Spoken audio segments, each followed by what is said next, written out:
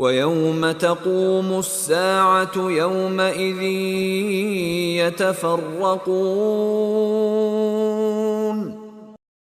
فَأَمَّا الَّذِينَ آمَنُوا وَعَمِلُوا الصَّالِحَاتِ فَهُمْ فِي رَوْضَةٍ يُحْبَرُونَ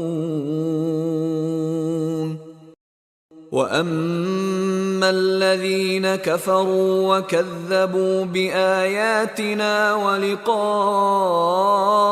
الْآخِرَةِ فَأُولَئِكَ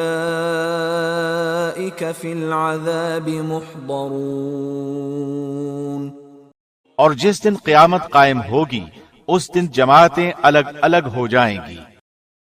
جو ایمان لا کر نیک اعمال کرتے رہے وہ تو جنت میں خوش و خرم کر دیے جائیں گے، اور جنہوں نے کفر کیا تھا اور ہماری آیتوں کو اور آخرت کی ملاقات کو جھوٹا ٹھہرایا تھا وہ سب عذاب میں پکڑوا دیے جائیں گے۔ And the day the hour appears, that day they will become separated. And as for those who had believed and done righteous deeds, they will be in a garden of paradise, delighted. But as for those who disbelieved and denied our verses and the meeting of the hereafter, those will be brought into the punishment to remain.